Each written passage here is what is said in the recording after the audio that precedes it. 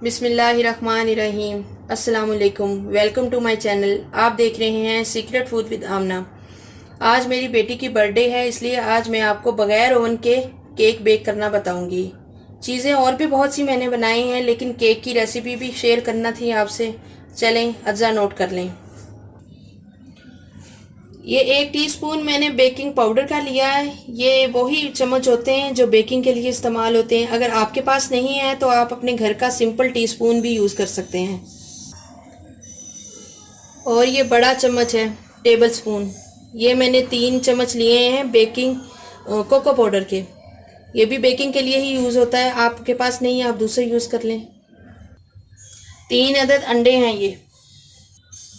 आधी कटोरी मैंने ली है दूध की, जो जो केक के अंदर यूज़ होगी। अगर हमारा बैटर अगर थोड़ा गाढ़ा हुआ तो उसको पतला करने के लिए हम दूध इस्तेमाल करेंगे। 1 कटोरी ली है मैंने तेल की। ये इतने साइज़ का मैंने कप देके लिया था। ये मैदे का लिया है और मैंने इसको छान के रखा है। और जो आप मैदे का कप लेंगे ना, आपने उसी के हिसाब से जो है ना चीनी लेनी है। आप अगर ज़्यादा चीनी पसंद करते हैं तो फुल भर के ले लें। मैं थोड़ी कम पसंद करती हूँ, मैंने इसलिए थोड़ी सी ना कम कर ली है।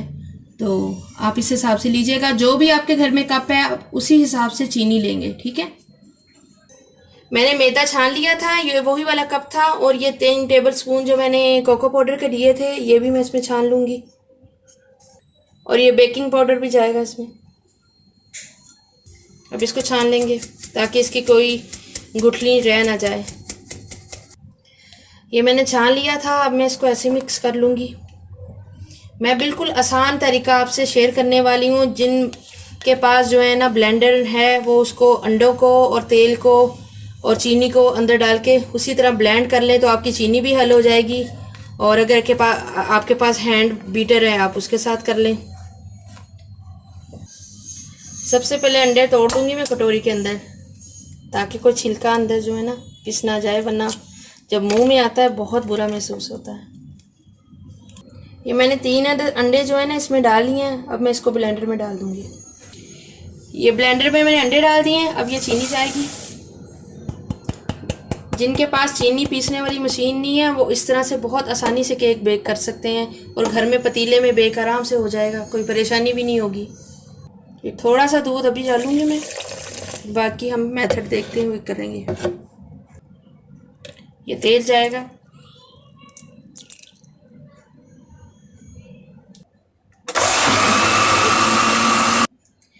ये मैंने आपको बताना था कि कम से कम आपने इसको 10 मिनट तक लाजमी ब्लेंड करना है, ताकि जो है ना चीनी भरपूर तरीके से इसके अंदर शामिल हो जाए, इसका कोई भी एक भी ज़र्रा ना बचे, ठीक है। ये देखें इसमें चीनी बिल्कुल हल हो चुकी है और ऊपर झाग आ गई है। इसका मतलब है कि हमारा बैटर जो है ना माशाल्लाह तैयार है। अब हमने जो है ना इसको मैदे के अंदर डालना है। हम आहिस्ता आहिस्ता करके डालते जाएंगे और हल करते जाएंगे।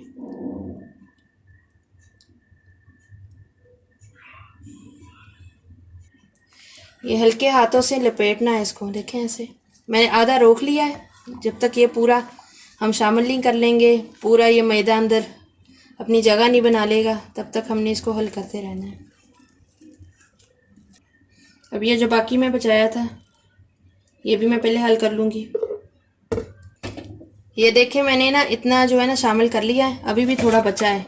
यानी हमने यकदम पूरा शामिल इसमें नहीं करना, हमने आहिस्ता आहिस्ता करके करना है, ताकि हमारा केक जो है ना बहुत अच्छा बीट हो जाए और बेक भी बहुत अच्छा हो। जितना आप इसको फेंटेंगी उतना ही ज़बरदस्त ये बेक हो गया होगा और फूलेगा भी। ये देखें अभी जो है ना इसमें थिकनेस बहुत ज़्यादा है।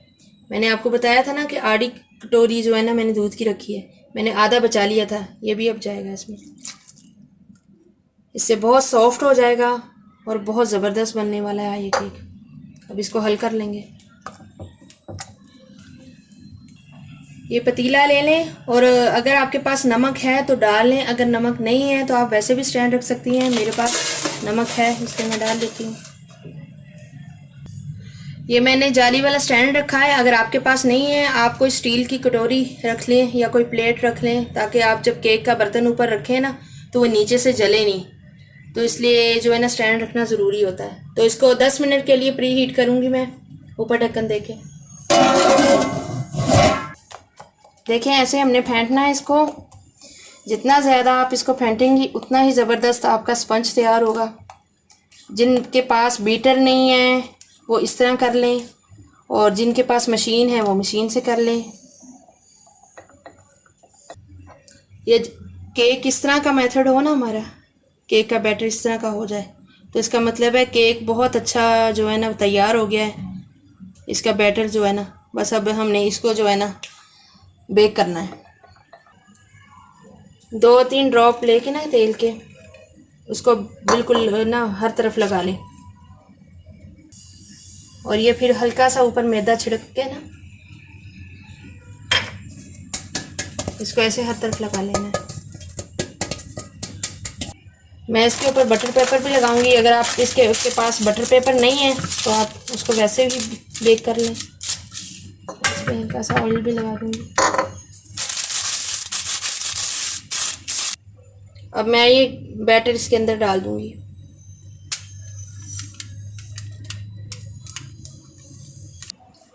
देखिए अभी हमने इसको जो है ना हल्का सा ऐसे करना है ताकि अगर ये इसमें एयर है तो वो निकल जाए।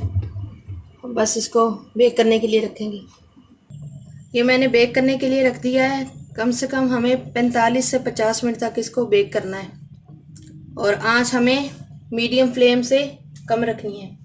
अगर ज़्यादा फ्लेम अगर आप तेज़ रखेंगे तो केक बहुत जल्दी पक जाएगा ऊपर से, और अंदर से कच्चा रह जाएगा और फूलेगा भी नहीं। मीडियम से कम फ्लेम रखना है आपने, और इसको हम ढक देंगे 45 से 50 मिनट तक। बीच में एक दफ़ा मैं ढक्कन उठा के आपको दिखाऊंगी भी कि ये फूल रहा है कि नहीं फूल रहा, ठीक है। और इसको ढक के ऊपर से ऐसे कपड़ा रख देंगे। व्यूअर्स देखें, मैं अब आपको दिखाना चाह रही हूँ कि ये माशाल्लाह से फूलने तो लग गया है। ये देखें इसमें ना मैं ये सिलाई डाल के दिखाऊंगी आपको। ये बीच में से ये देखें अभी कच्चा है। इसको अभी कम से कम अभी 15 मिनट और लगेंगे, ठीक है। ये तकरीबन 50 से 55 मिनट ले ही लेता है आराम से, क्योंकि मैं बहुत इसको हल्की आंच पे बेक कर रही हूँ ताकि ये पूरा अंदर तक पके। थोड़ी देर बाद दोबारा चलें।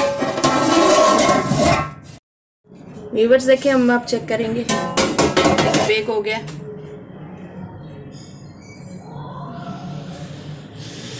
ये देखें बिल्कुल साफ़ है सिलाई, ज़रा सा भी लगा हुआ नहीं है। मैं दूसरी तरफ से फिर आपको चेक करके दिखा देती हूँ। देखें बिल्कुल मैंने बिल्कुल हल्की आंच पे इसको बेक किया है।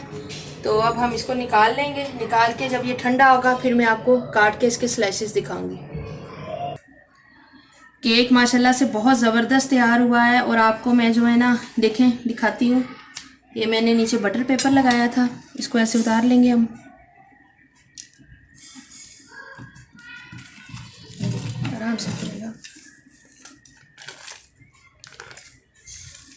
कितना अच्छा स्पंज है, और बिल्कुल देखें मैंने आपके सामने कोई भी मशीन का इस्तेमाल नहीं किया, हाथ से बनाया है। सिर्फ ब्लेंडर में मैंने अंडे और चीनी को बीट किया था। जो बच्चियों के घर में मशीन नहीं है, यानी वो किसी तरीके से बना नहीं पाती, वो इस तरीके से बनाएं तो बड़ा शानदार केक बनेगा। मैं आपको स्लाइस दिखाती हूँ काट के, कितना ज़बरदस्त है। और स्पंज देखें ज़बरदस्त, पूरा देखें अंदर से पका हुआ।